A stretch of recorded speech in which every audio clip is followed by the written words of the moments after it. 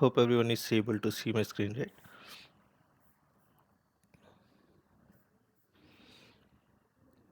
So we were going through exception handling the previous day, and we had seen how we can basically use try, catch, and finally to handle exceptions.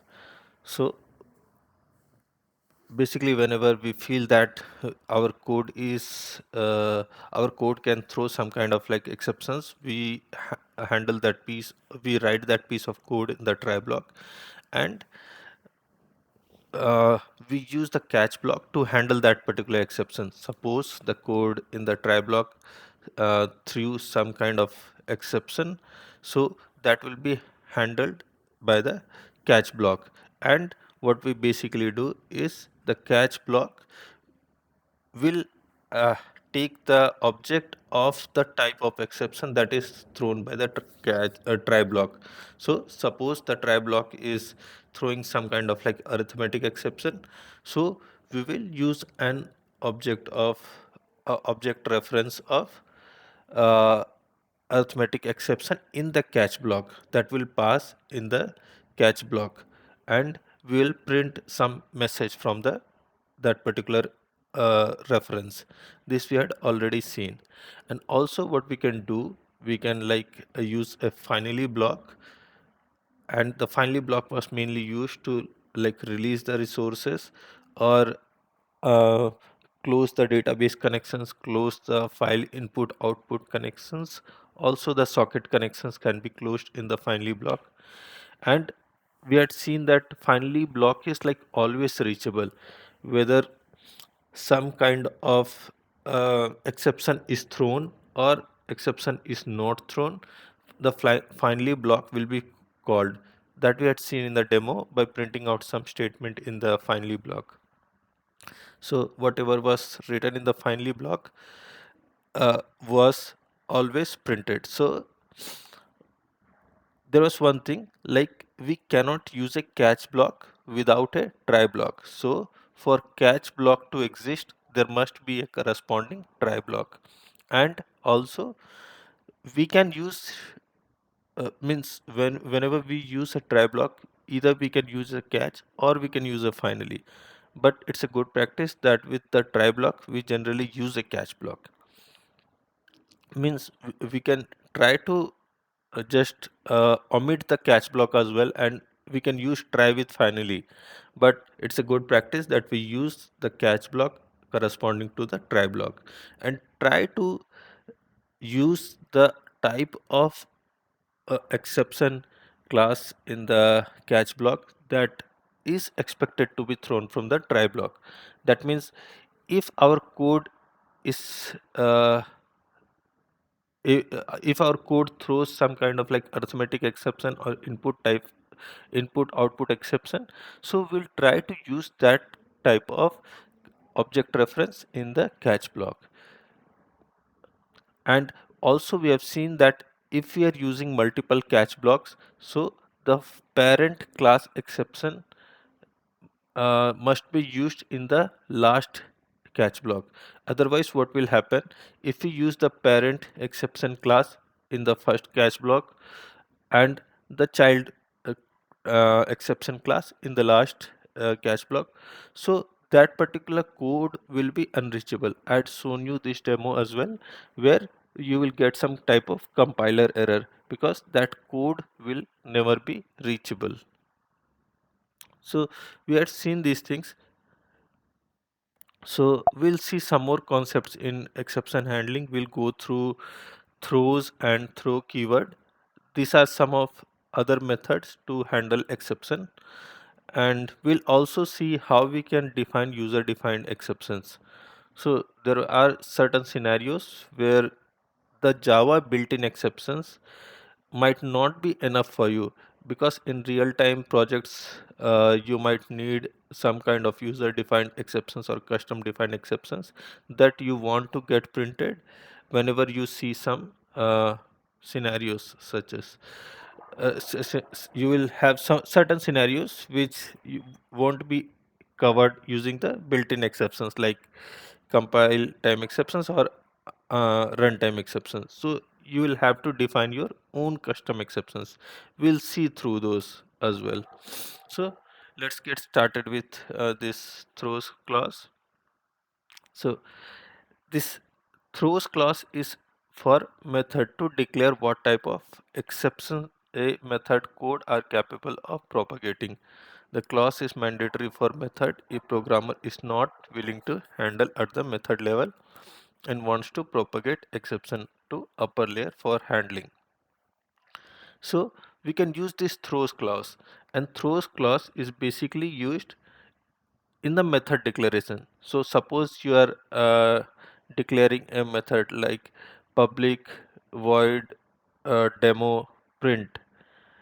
So sorry, public void print, and you have passed some parameters, and after that, just in the method declaration, what you can do, public void print. Suppose that method is throwing some kind of like uh, file input output exception. So you will write throws file input output exception.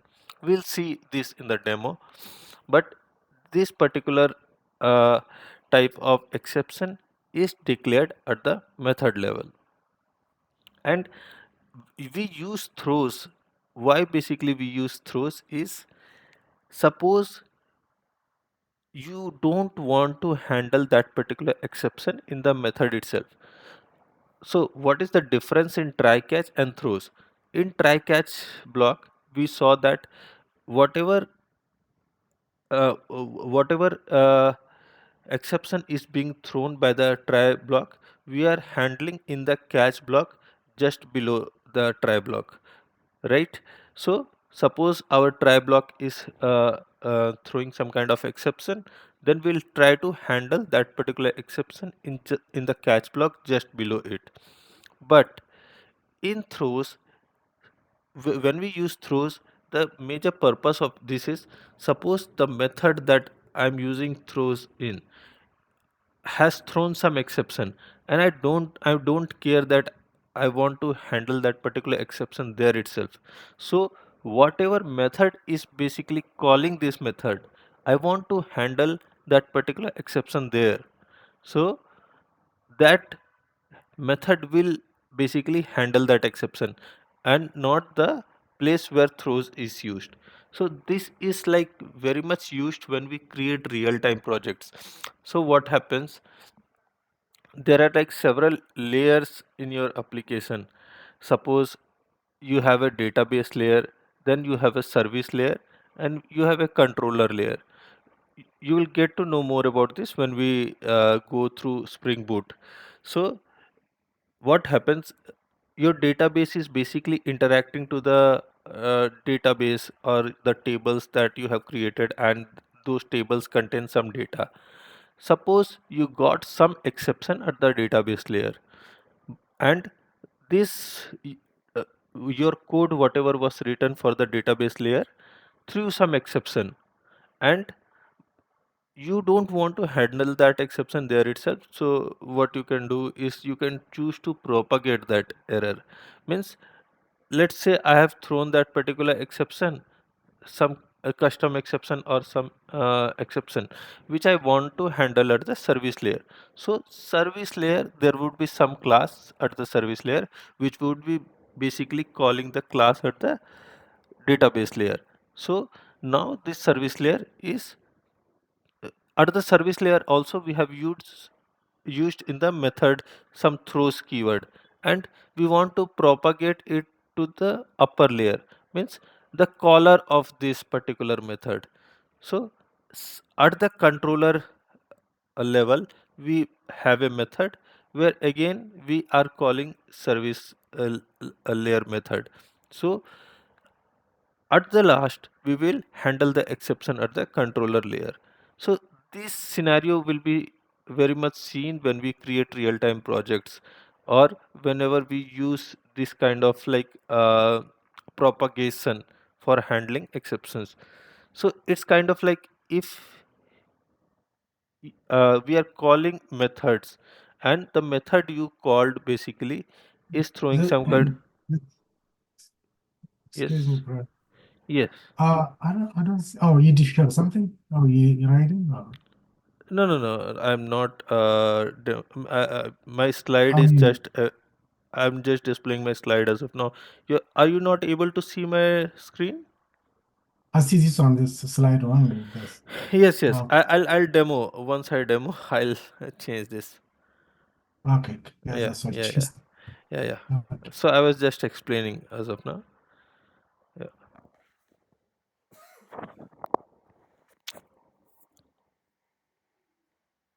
yeah. So we'll see that in the demo. So let's go through another point. Exceptions are thrown using the throw statement, which takes an object as its parameter. The thrown object must be a subclass of the throwable class. An exception can also be generated by calling a method that itself throws an exception. So we know that the parent of throws the parent of exception is basically this throwable class. We have seen that slide where we had that exception hierarchy, right? There was an object class at the top, and then there was like throwable, and then from throwable there were like child classes like uh, errors and exceptions, and in exceptions there were further categorized as runtime exceptions and compile time exceptions. And then for runtime and compile time exceptions you saw different examples which can be like categorized in runtime exceptions and whatever can be categorized in compile time exceptions. So to throw the exception, generally we will use a throw statement. I'll show this in the example and then it will be like more clear. But there is some difference in throw and throws. We'll see that through the demo. A method that throws an exception must declare what it throws by using the throws clause. A method can throw different types of exceptions, the list of which is given in the throws clause, separated by commas. Also, one more thing, like whenever we use a throws keyword at the method declaration level, we can throw like multiple type of exceptions. Like we have suppose we have written the method declaration like public void print, and I'm throwing like throws IO exception, comma SQL exception, comma arithmetic exception. So this is allowed. We can throw multiple type of exceptions as well in a single method declaration. So this is allowed in Java. And let's go through another point. You can throw an exception of a class that is a subclass of the class declared in the throws clause, because a class can be used polymorphically anywhere its superclass is expected. So you can throw an exception of a class that is a subclass of the class declared. So whenever we are throwing an exception we can use a subclass of the class, because those are like means a subclass is basically a type of the parent class itself, right? This we have seen when we were using like the concept of inheritance or polymorphism, where you can basically use a subclass as well, because a subclass is a kind of is a type of the parent class.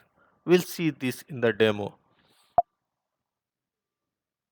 See, this is a throws class. I'll create this demo and then it will be like more clear to you.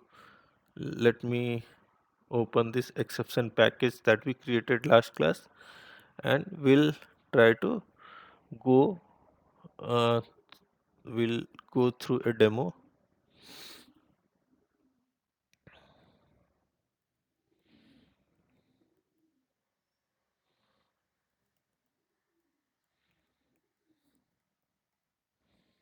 Let's create a class named throws exception demo,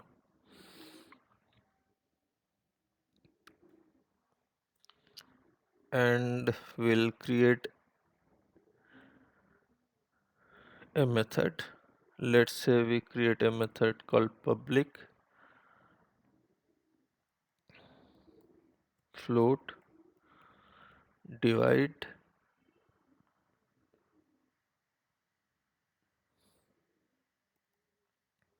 and it takes two numbers. Let's say it takes two numbers, float A and float B. And what we are basically doing, just observe this. I'm using a throws keyword here, and let's say when I write a code of division, so I can expect that there might be an arithmetic exception that is thrown when sometimes it happens, right? Like the denominator which is dividing the numerator is 0. So in that case, basically we can expect a arithmetic exception. So I will use arithmetic exception to throw an exception. So what I will do, I will write down something like this.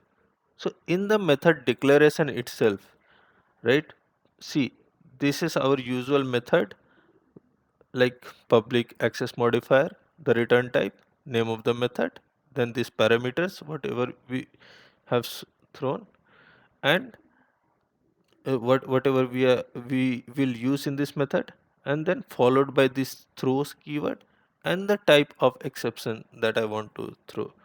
And also what we can do, we can use multiple exceptions like this.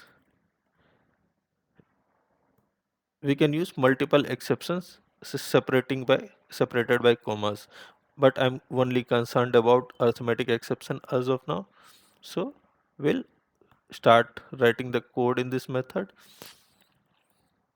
So let's say I've used a try block here, and what I basically want to check is if, say, b is equal to 0. So b is the number which will basically divide a. So if b is basically 0, then what we want to do is we want to throw an arithmetic exception. See, there is some difference here. I'm using a throw keyword now. So this is throw and this is throws. Just an s is appended at the end. Don't get confused in this one. So throw new arithmetic exception will basically throw an exception at this point itself. So whatever is written below this method will not be executed when we see this throw new arithmetic exception. So let's say, otherwise if there was no if the denominator was not 0, we would print the division output. Let's say I print the division output,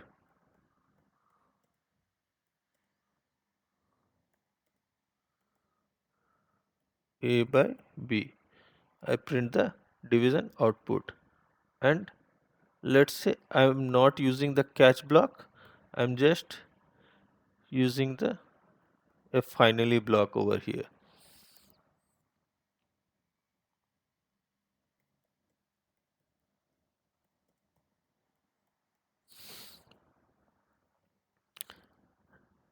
And let's say outside this, okay,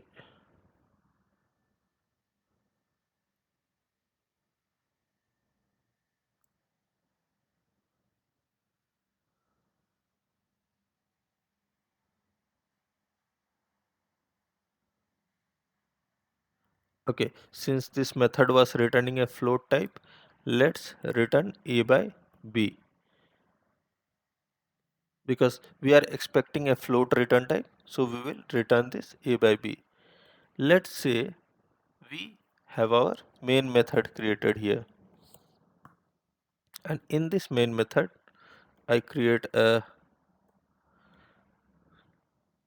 object of this class,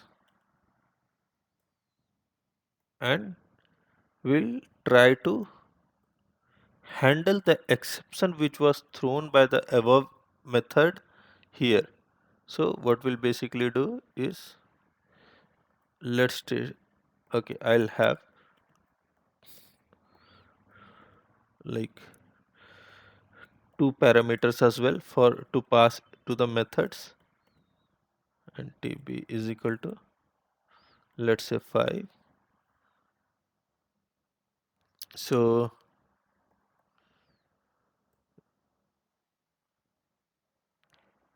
we'll try to call that method above, obj dot divide a comma b. And what we'll basically do, we'll a catch block now. We will use a catch block now. So let's say I'm using arithmetic exception here, and in this catch block I'm basically printing an exception message. So let's print this exception message like e dot get message. So let me try to run this program.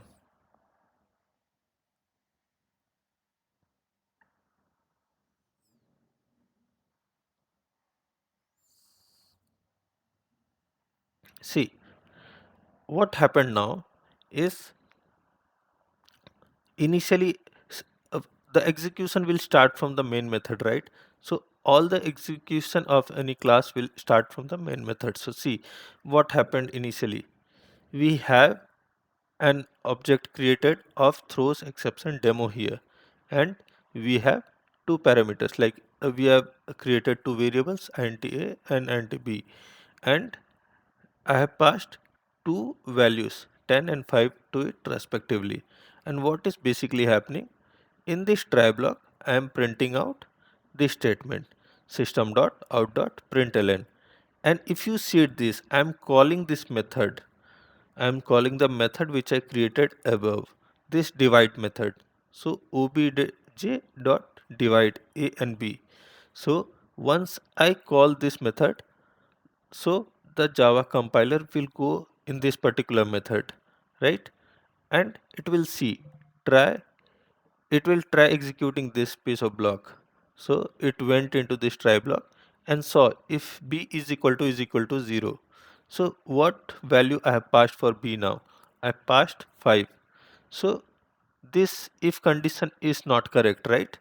So b is not 0, so this if condition is not correct, so this will not be executed and no exception is thrown in this case. Now let's say this else block will be executed. So we have printed this one, division output. If you see, I have the result printed out after division. 10 by 5 is basically 2.0, and this finally block will always be executed. This I've been telling you from the last class, right? And this finally block is executed, and we returned a value of 10 by 5. So 10 upon 5, whatever is the value, that is 2.0, that is being thrown here. So that is being returned by this method. So we are able to print that value 2.0. So this is the normal case when there was no exception thrown. Now let's say I have changed the value for this. Let's say I will change the value for this b, and I'm using a value of 0 now. So let's say I'll run this program again.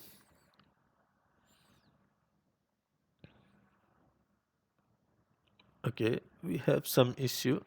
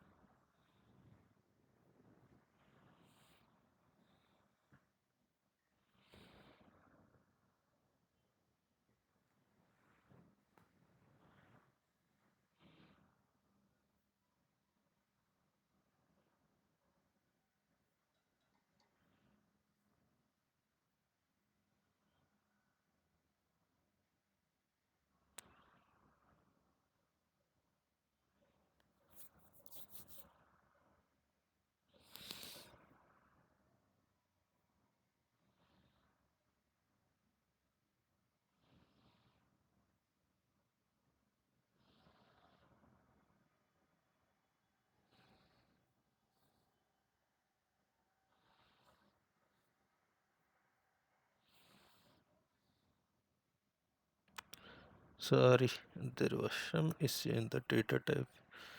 Uh, okay. into data type. Yes, yes, yes.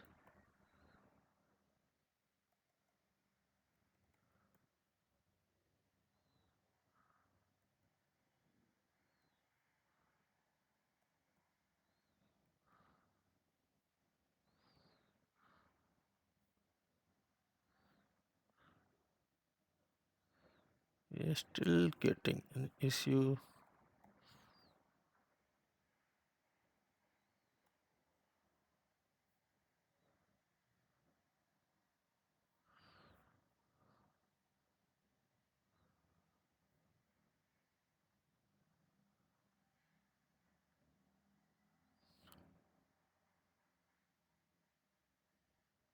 Throw new arithmetic exception.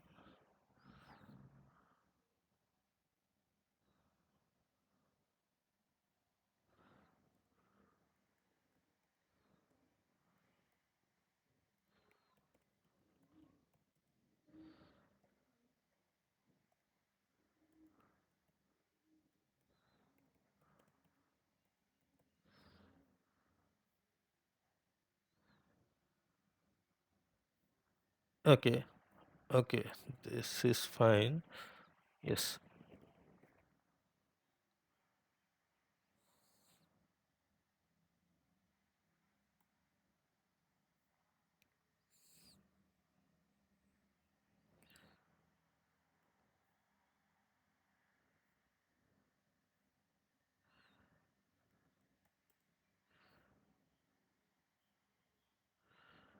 yes, this is fine. Okay, see, yeah, what happened now? In the previous example that we saw, when there was no exception thrown, we were getting the output. We were getting proper output and we were getting the output of the division of the two numbers. Now what happens? The second parameter, that is basically dividing the first parameter, I have kept it as 0, right? So whenever this method was called, see, we checked for this if b is equal to 0. So this time I'm passing a 0 for this value, right? And what happened? We, if b is equal to 0, basically we throw an arithmetic exception. So we basically create an object of arithmetic exception here and use the keyword throw. So at this point of time, so whatever is written in the else block, or if any piece of code was written below this through new arithmetic exception will not be executed, but this finally will get executed, right? Because we know that finally always gets called irrespective of whether the uh, catch block handled the exception or it did not handle the exception. This finally block will be executed. But see, this return keyword did not return me a value this time. Last time we were getting a value of 2.0, right, upon dividing 10 by 5. But this time the exception was thrown from this particular point, and when this exception was thrown from this particular point, so whichever method basically called this method, so from where this divide method was called will go to that particular caller. So we were calling this divide method from the main block. In this main block basically we are calling this obj.divide. So we have a try block here, and corresponding to that we have a catch block here. So the caller of this divide method is this try block, and here we are basically handling the exception. Here we are basically handling the exception. So this try block gets some exception, and we have a corresponding catch block here. So this catch block will basically handle the exception now. So this has the object reference arithmetic exception, and this got printed this time, exception caught, and we are printing out e dot print stack trace. That basically shows you, see, this type of exception, java dot lang dot arithmetic exception at line number this one, java this, and this exception was thrown from line number 11. So you get that particular piece of information as well here. See where, which line basically threw the exception. This was from the line number 11. So this piece of information also you get from this print stack trace. From this stack trace you will get to know. So see, once again I'll show you the previous demo. Let's comment out these values and let's use this usual output.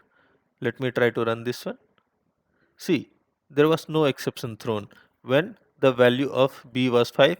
Means if we use any other value of b other than 5, this exception does not get thrown because b is not 0, and whatever is there in the else condition gets executed. But whenever we make this b a 0, we are getting an exception from this divide method, which is thrown from this divide method, and which is basically caught by this catch block, and we are handling that particular exception here. So this is an example of exception propagation. See, exception thrown here, exception thrown here is basically is propagated to the main method.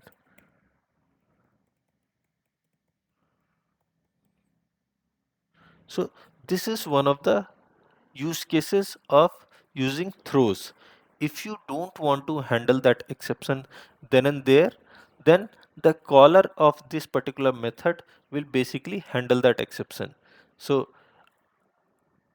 this particular divide method is throwing an exception which is basically handled by the caller of this divide method, and the caller of this divide method is basically in this main method.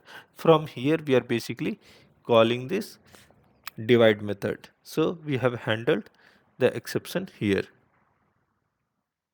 So everyone understood this concept, why we are basically using throws, and how this exception was caught in this main method. If you have any questions, let me know.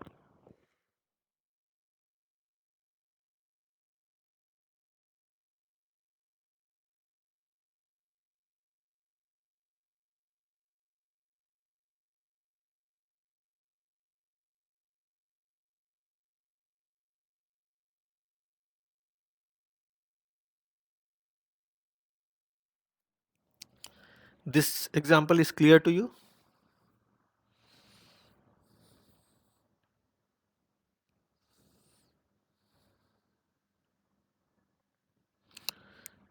TJ, do you want to remove these throws from the method, right? Okay, I'll show you that as well.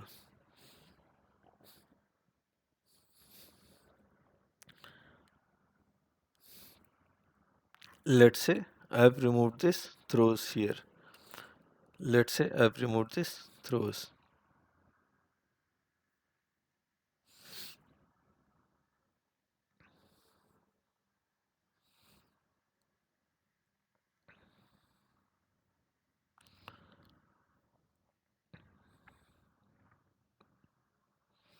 See, here also whenever we remove this method throws, right, at this point means there was just a single type of exception, and we were still able to catch this here because the caller of this method was here. So we were able to still catch this. But whenever you have this exception, a lot of exceptions which are being called from the different layers, right, we will use this throws keyword because this is used for exception propagation. And like we can have like multiple type of exceptions, right? We can expect this was just one arithmetic exception. So suppose your code is throwing some SQL exception or IO exception, and then you might have multiple catch blocks here. So whatever uh, exception that you are basically throwing, you want to catch it in the uh, caller of that method. So you have to basically use throws exception. Means these examples will take a lot of examples for this whenever we go through Spring Boot Spring Boot projects.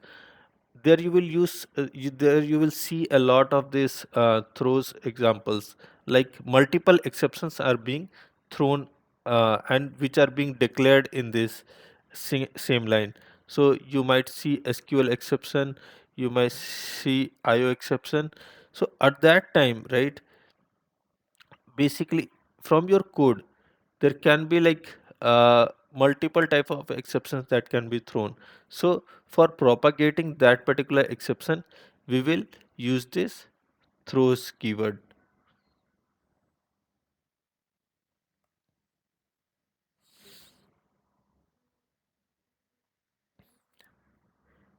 Any other doubts, anyone?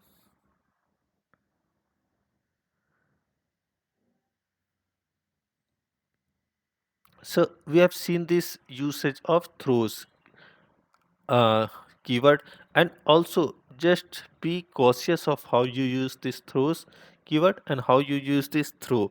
See, throws will be used in the method declaration here. This is throws, and from the piece of code where we basically want to throw that code, throw that exception from the code, there we will use this throw keyword followed by new arithmetic exception or new any type of exception. Suppose we were throwing some SQL exception here, so we would basically use SQL exception here, right? So the same type of exception will throw which we have declared here in the method declaration. So this is the concept of throws. Now we'll take another uh, topic in exception handling, which is basically custom exceptions. So custom exceptions are basically user defined exceptions, and suppose the exceptions we have whatever we have seen until now, these were like built-in Java exceptions. Like Java has already provided this built-in exceptions like compile time exceptions or runtime exceptions which were categorized, but you might need some user defined exceptions that you want to use in your real-time projects. Suppose you are using some validation in your project, and that validation is basically giving some kind of error. So what you will basically do in that case, you want to throw some kind of exceptions in that case. See, in this example what basically is done, we have a banking class and the balance is like 10,000, and whenever the balance minus amount is going below 5,000, we are throwing some kind of exception, and this is throw new bank exception. So this bank exception must be declared somewhere, right? This bank exception has to be defined somewhere. So see, in this code snippet in this rectangle, right, see what is done, we have created a bank exception, and this bank exception is basically throwing this message like not enough balance. So we will use some kind of custom exception which is like created by the user to throw this type of exception. We'll get into the demo and then this will be like more clear.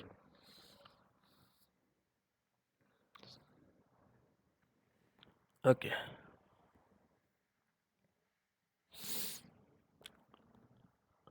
I'll create a custom exception.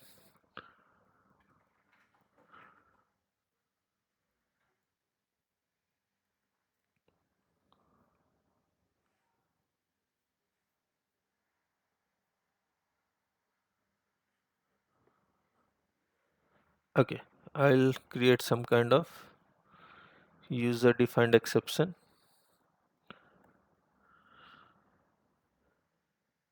Let's say user defined exception,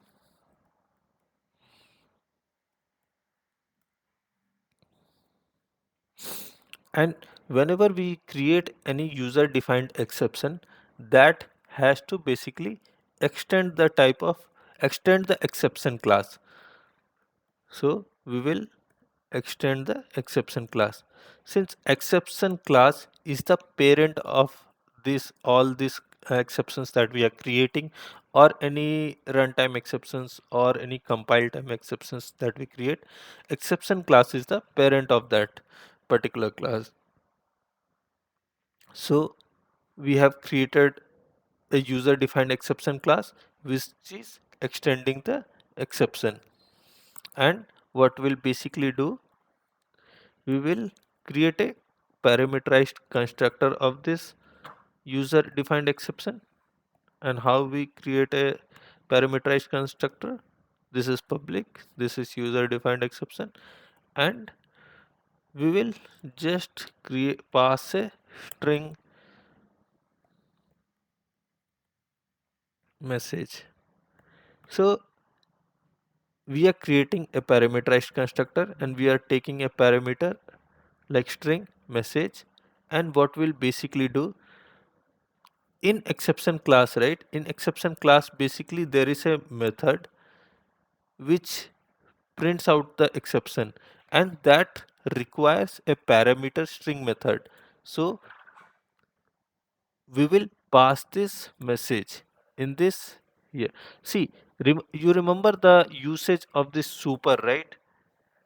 Whenever we use super, what it basically does, whenever super is used in a constructor, it basically calls the parent constructor. So in this scenario, the parent constructor will be of the exception class, right? If you open the documentation of this exception class, see, we have something public exception string message. So there is already a method defined in the exception.java documentation. So this takes a string as a parameter. So there are like lot of other methods as well, like overridden methods or overridden constructor methods. So you'll see a lot of those examples where you can pass a string message, throwable clause, and string message, throwable clause. There are like a lot of other parameters also. But here what I'm trying to pass is I'll just pass this string message here, and this is now our user defined method, user defined exception. This is it, we have created one user defined exception. Now let's say I create one test class,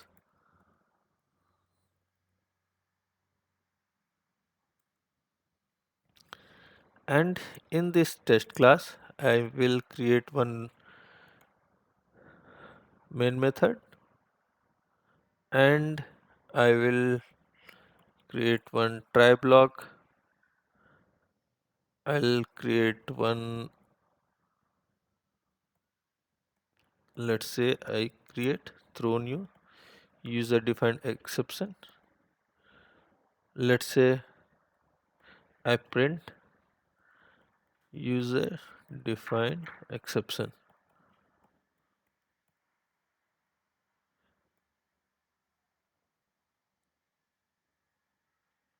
So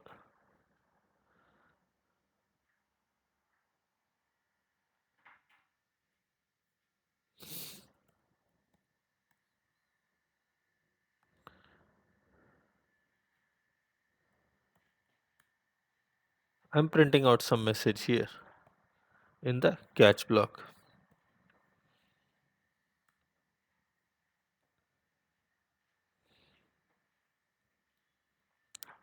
Let me try to run this. See, we are able to print this user defined exception, right? We are able to print this user defined exception. So did you understand how this got printed? So let's say we have created our user defined exception, and what we need to basically do, we need to extend the exception class. So why? Because this exception class already has a constructor for printing out the exceptions, and for that we'll basically need to create a parameterized constructor of this user defined exception, and we will pass a string. This string is basically to pass on the type of message that we want to see, and this is it. This is our user defined exception. This is it. This is our user defined exception is created now, and we have our test class. So suppose from this try block I want to throw that particular user defined exception, and what message I need to print. I need to print something, let's say user defined exception. So I have thrown this one. So it is basically caught here, and means this particular catch block we need to define, and this needs to be of the same type. So we are basically throwing some user defined exception. I'll show you another example as well. Let's say I have some validation exception,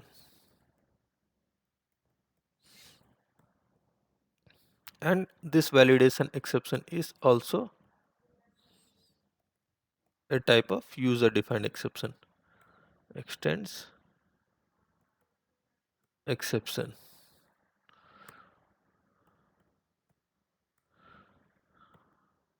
I'll create this parameterized constructor,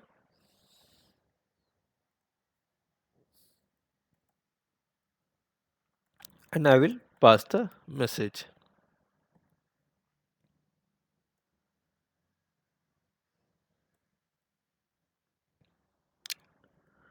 I will pass this message to the parent constructor. I'll pass this using super keyword, and let's say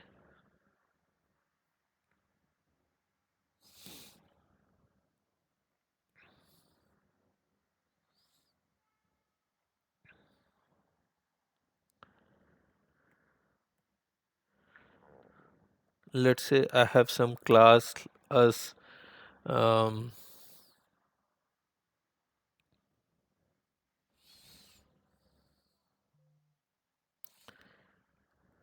let's say I have some class as like balance, and I have some private float balance.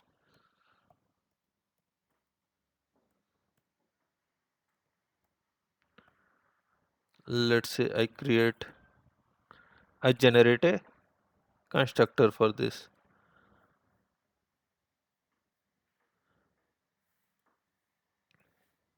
and I'll create one main method where I'll create the object of this class so that this constructor gets initialized.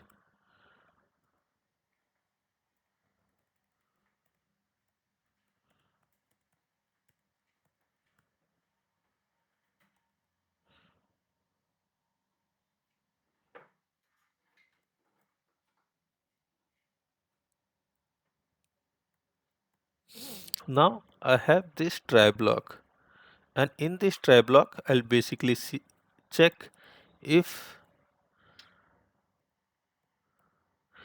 I'll also generate one getter method for this. Generate getter balance. So this getter method will basically return me the balance. We have already seen how we basically generate getters and setter methods, right? So obj dot get balance. If obj dot get balance is less than 1000, then what will we do, we will throw new validation exception, and we will print some kind of message, balance less than 1000.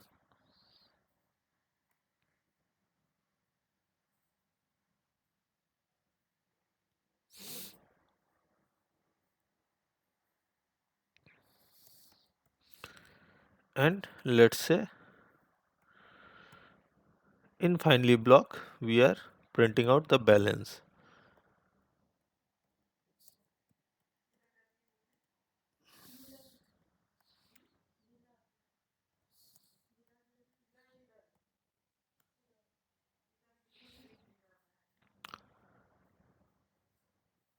Let me try to run this program now. See, we are able to run this, and we have got the balance printed, like balance is 1000. Why? Because this was our normal scenario. If the balance goes below 1000, then we will print this exception message, but for now the balance is 1000. Now let's say I am making this balance as 500.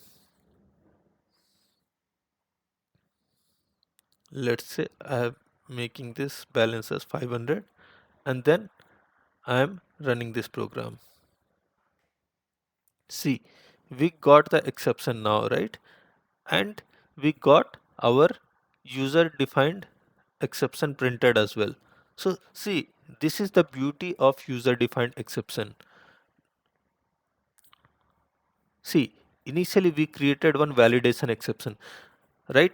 So this validation exception we have created, why? Because we want to throw some user defined exception in some of the scenarios. So this validation exception extended this parent exception class, and we created a parameterized constructor where we passed a message, and using this super keyword we are basically passing this message to the parent constructor, that is the parent class is exception. So in this exception class we have some constructor defined there which takes this string parameter. So this is our user defined exception is created, this validation exception. And in this balance class, basically we have a data member as balance, which is of float type, which is used for maintaining the balance in an account. So in this we have created a parameterized constructor which is basically initializing this balance, and we have a getter method which basically returns me the balance. Okay, let's make this class as, let's say we rename this as account. Balance does not look so good. Okay, so this is our account class, and in this class we have this uh, balance data member, and we have a parameterized constructor for initialization of the members, and we have a getter method for returning the balance. We have created the object of that particular uh, class here for initializing the constructor, for calling our constructor. So once this is done, our constructor is called, right? And this balance, this got the value of 500. Now see, in this try block, we check this obj.getBalance. So when we do this obj.getBalance, this method is called, which is basically returning me the balance. This obj.getBalance will return me 500, right? So if this balance is less than 1000, we will throw some user defined exception, like throw new validation exception, balance less than 1000. So this is basically thrown here, balance less than 1000, and then this finally block is printed, this balance obj dot get balance. So you can see this balance is 500.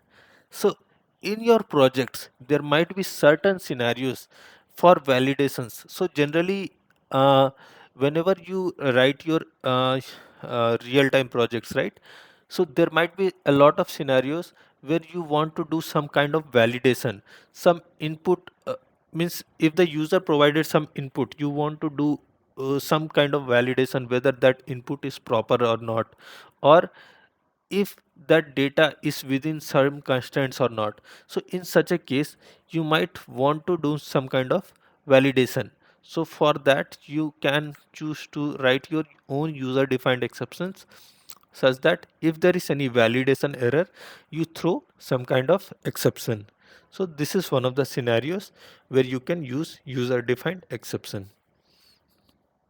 Let me know if this is clear or not, or when you will use the user defined exceptions. This was one scenario for validation exception. For validating your input or validating some kind of conditions, you can choose to create your own custom or user defined exceptions. Is this clear or not?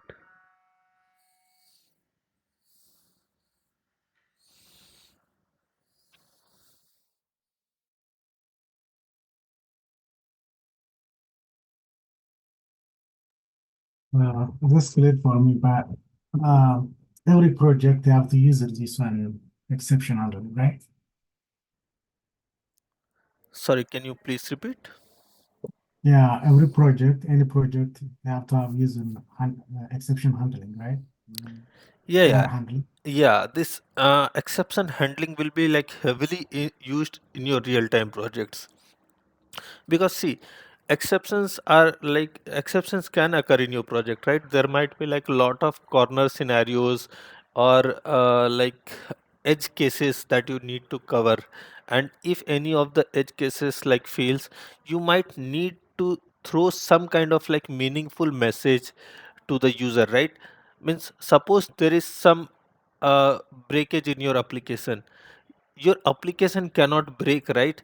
The user must get some kind of like meaningful message that this has happened. Means suppose the user is expecting some output but he did not get that particular output, so there might be some reason for that, right? There might be some data that the user entered was wrong, or there might be some error from the program, but the user must know that this is the reason why this error was occurred. So for that you will use exception handling, and then the user will come to know, oh, I did some kind of error, I entered wrong data, I entered some invalid data, and because of which I am getting this output. So there must be some meaningful message which must be shown to the user in case of any uh, exceptions. So that is why we basically use exception handling, and this is a heavily used uh, topic. So kindly focus on this one and see through all the demos, because whenever you create any real-time project you will use a lot of exception handling scenarios. Mhm.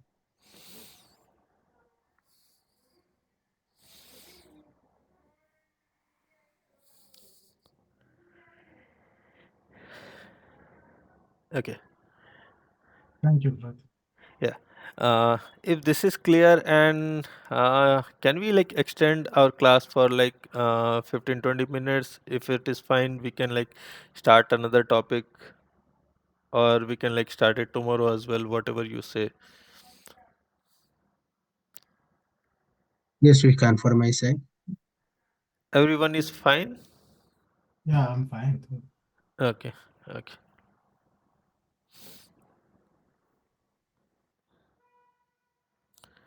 Okay. Okay, let's see another topic. So we'll see some of the built-in classes in uh, Java.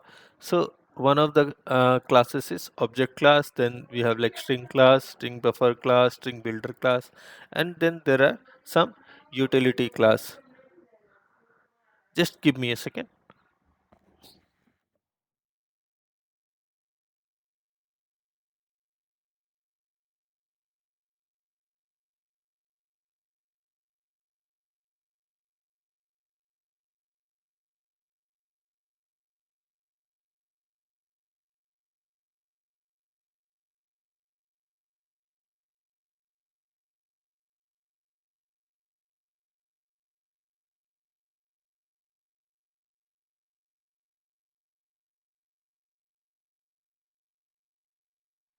Okay, yeah. So I was talking about some of the built-in classes that are there in Java.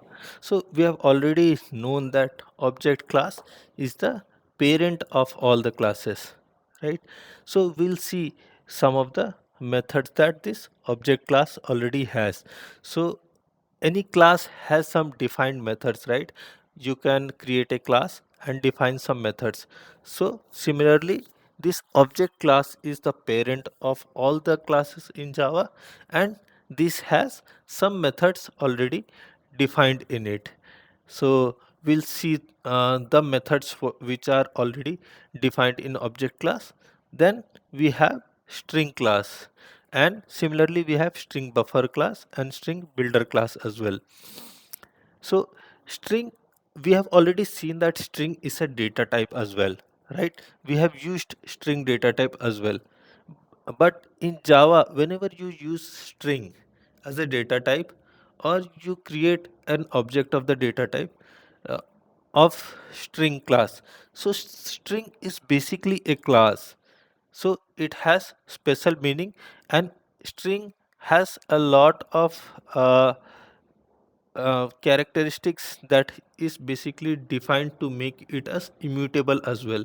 We'll go through these concepts when we take each of these built-in classes one by one. So then we have something called string buffer, which is similar to string, but there are some differences.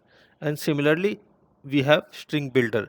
So you can use string, string buffer, and string builder interchangeably. Means whatever your rule string does, most of the functionalities of all these three, like string, string buffer, and string builder, will be similar, but there are some basic differences between these three classes, and when we want to use which, we will see through those. So these are some of the built-in classes, and then we have some utility methods also. Those we'll see one by one. See, let's go through object class. So Java has a class called object that sits at the top of the inheritance hierarchy for all classes. So this we have already known, right?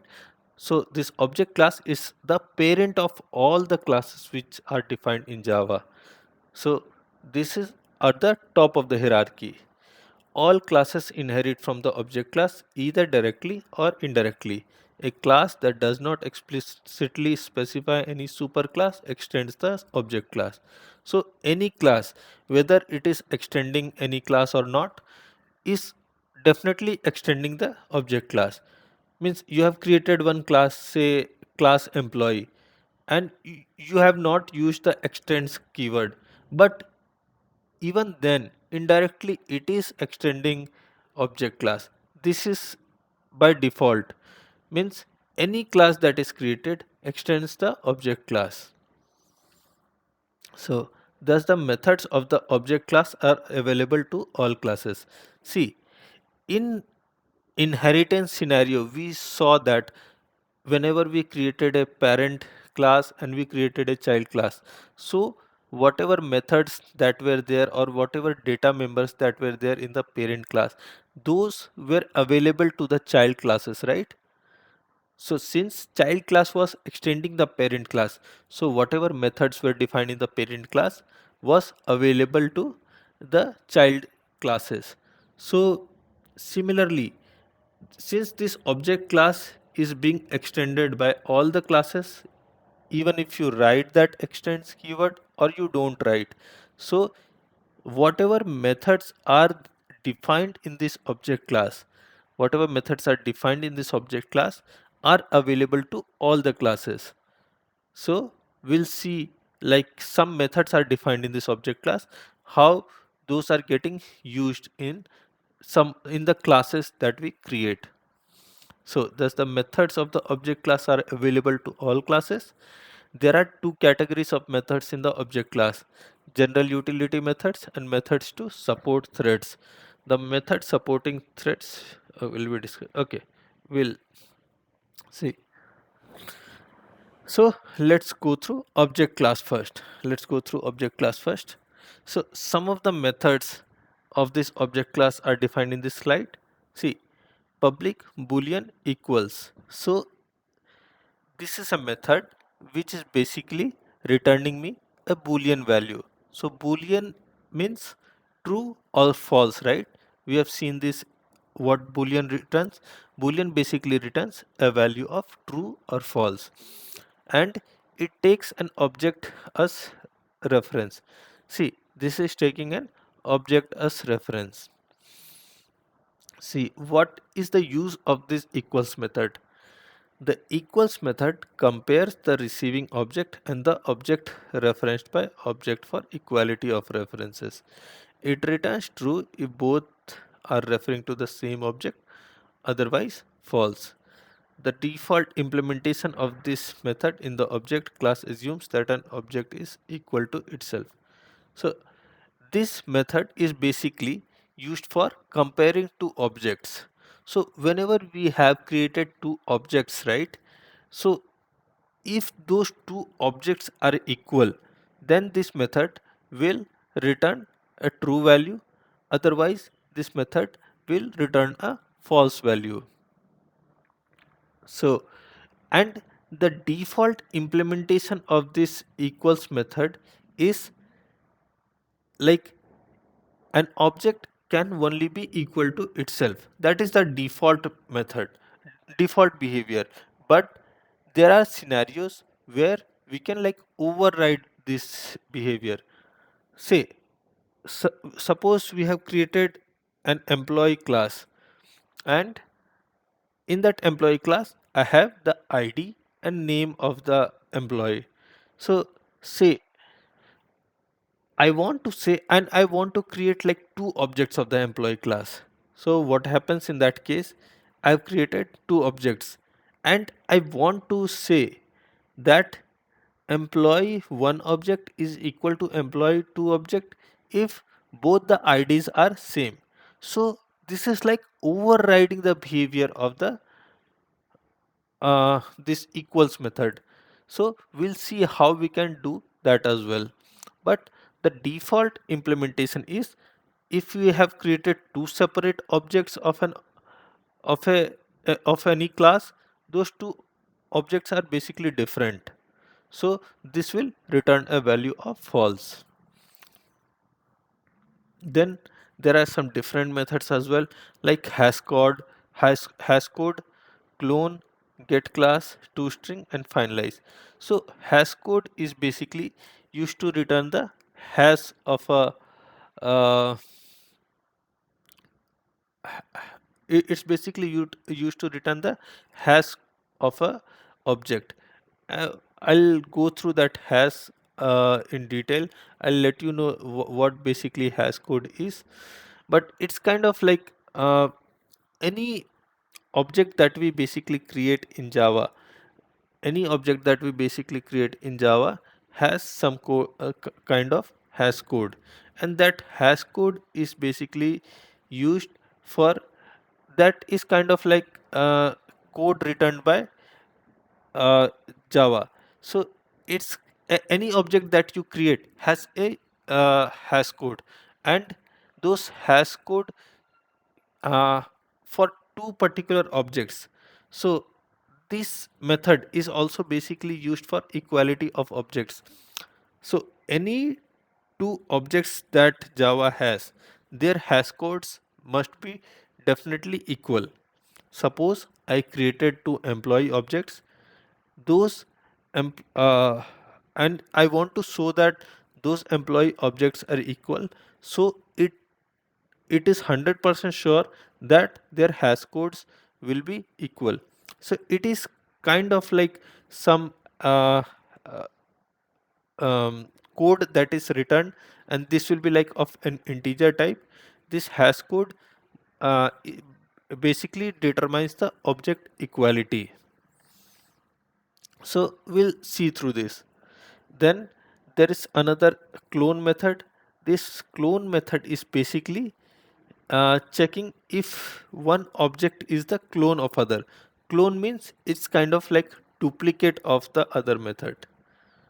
So this is one of the methods of the object class. Then we have some get class method, public final class get class. So this method is basically heavily used when we want to when we use the topic reflection. Means you do not want to create the object, but still you want to get the object class instance. So without creating an object, you still want to access the methods of that particular class. So in that scenario, we can basically use this get class method. This method we'll see when we go through the topic reflection. Reflection is basically used for some kind of like unit testing. In some scenarios, we do not use reflection for writing our code. So we'll see through that as well. And then there is like this public string to string. I think I've shown you this example also in some of the demo.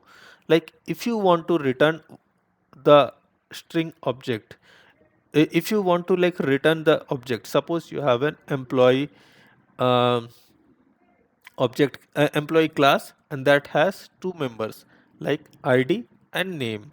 So you want to uh, print the object. So whenever you want to print that object, you will basically convert that object to string format, and then you will print that particular object. Otherwise you will not get any meaningful message. So that is why we use this string to string method to convert that object into a string format and then print it. And then we'll see this finalize. There is one method called finalize as well in Java, which basically extends the throwable. So throwable is the parent of that exception class, right? So we have this finalize method in that particular throwable class. So see, this is one of the demos of this equals method. So what basically they are doing is there's a main method, and in this main method we have an object created for this my object class. At, uh, at the top we have one class declared, right, class my object. And in this equals method demo, we are basically creating an object my object o1 equal to new my object, and then we have my object o2 equal to o1. So whatever object was there in O1, we are basically assigning it to O2. And then we create another object, my object O3. So we are now comparing if this is equals, if O1 is equal to O2, then we will print out O1 is equal to O2, or otherwise we see if O3 is equal to O2, then we are printing out this. So this is one of the scenarios. And then we have some classes created here. I'll create one demo and then it will be like more clear to you. Let me create one demo.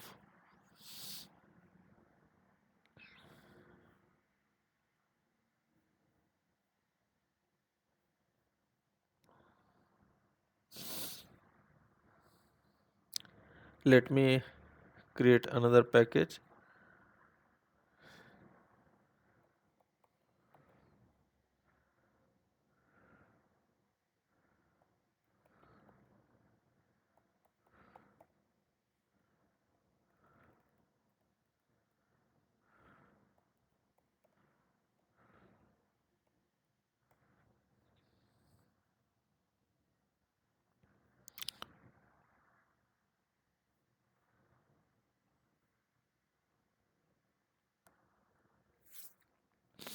Let's say I've created one employee class.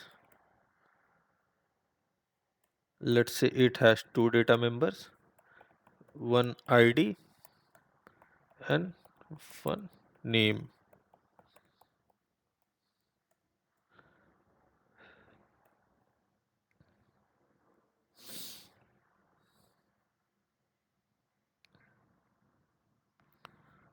let's say I am initializing these data members through a constructor, and I am uh, generating the getters as well. So there are two methods which are get id and get name to get this uh, to get this names and IDs. Let's say I'm creating another test class. So I'll create another test class here, and let me try to create the object of employee class. Employee e1 equal to new employee, and let's say I pass ID as 1 and name as Andrew. Let's say I create another employee e2, and what I'm basically doing, I'm basically assigning it to this e1, and let's say I create e3.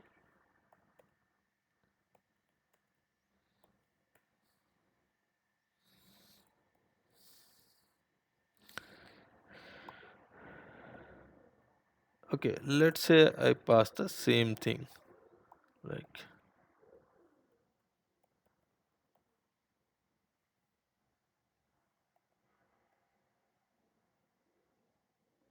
I pass the same value.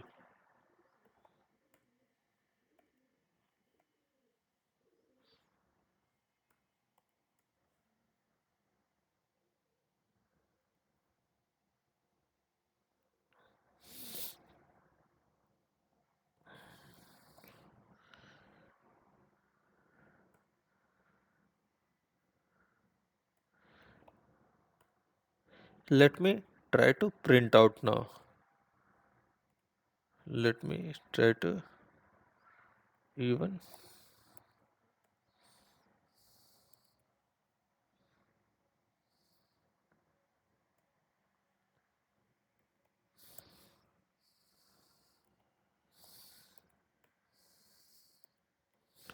equals e3. Let me try to run this. See what we basically did now. We have created one employee class. It has two data members, and we created one constructor, parameterized constructor, for initializing the data members, and then we have two getter methods, one for getting the ID and another for getting the name.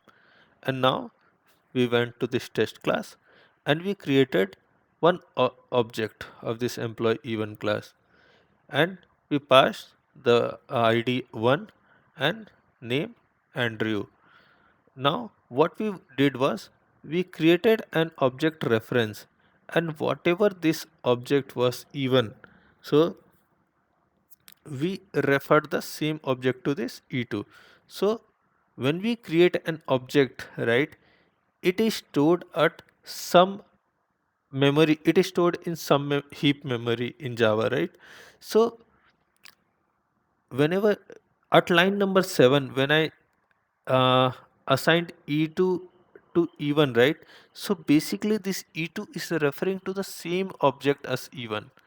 Means e1 and e2 are basically referring to the same object. So that is why at line number 10, whenever I printed this e1 dot equals e2, right? So this printed me a value of true, because e1 and e2 are referring to the same object. Now let's say I create another E3 object, right? Employee E3. So E3 is one of the references, and I create new employee. See, I'm passing the same values 1 and Andrew, right? Even then it will throw me that this is false, because whenever an object is created in Java, it is at a different memory location, and that is why whenever you create anything like new employee or new student or any new object, those two objects are always like different objects. So even dot equals e3 will return me false. What this equals method basically does, it checks if two objects are equal or not. So in the first case, it returned me a value of true. Why? Because E1 and E2 are basically referring to the same object. But in case of E1 and E3, these are two different objects, and that is why this is giving me a value of false. Is this clear or not?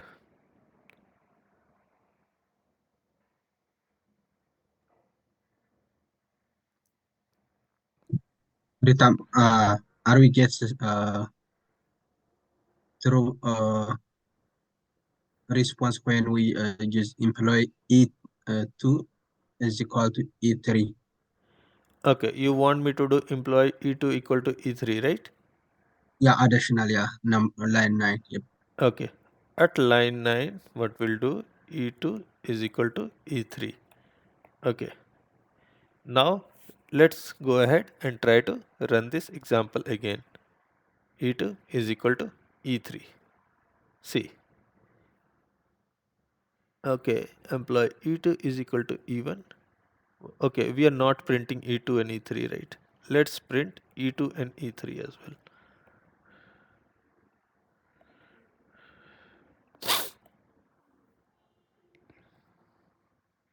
See, now when we assign E2 to E3, right? And if we want to like compare E2 to E3, we are getting as true, right? Because E2 and E3 now started pointing to the same object. Got it? This E2 and E3 started pointing to the same object. So that is why this started giving me a value of true, because E2 and E3 are referring to the same object, and that is why we are getting a true value for this. Now see one more thing. This E1 and E2 was like initially equal, right? And this was like giving me true. Now it started giving me false. Why? Because E2 and E1 were initially referring to the same object, but again this E2 I reassigned this value at this line number 9, right? So E2 started now pointing to the object that E3 was pointing. So E2 and E3 are now pointing to the same object now, and E2 and E1 are pointing to different objects now. So E1 and E2 will be false, E1 and E2 objects are false, E1 and E3 are also false, but E2 and E3 are pointing to the same object, and that is why it is returning me a value of true. Is this clear, Gaso? Yes, but still, yeah, E2 is equal to E1. That is true. No, Uh, see, but okay, I'll do one more thing. E2 is equal to E1. Let's say I print this statement here. I print this statement here. E1 is equal to E2. See, when you did this here, okay, now I got it you connected. got it now, right? E2 is equal to E1. At this point, these were referring to the same object. Now, if I print this, this is returning me a true. But here I created another object and I assigned E2 to E3. Right?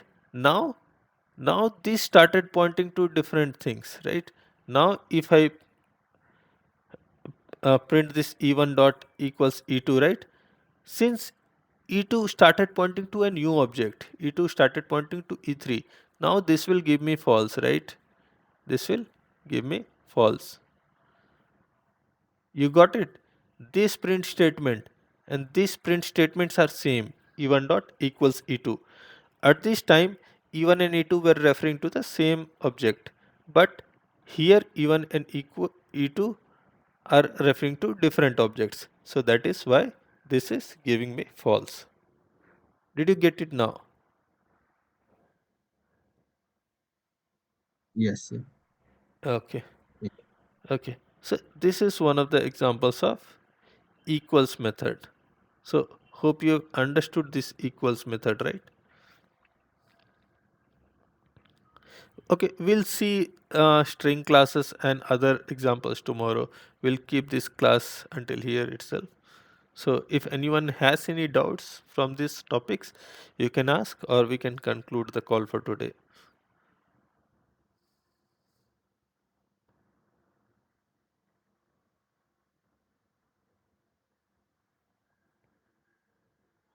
Okay, we'll have the class again tomorrow at the same time.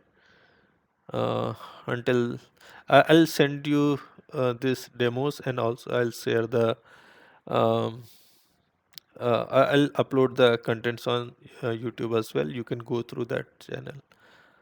Okay. Thank you, everyone. All right. We'll Thank meet you. tomorrow. Thank you. Thank you. Thank you.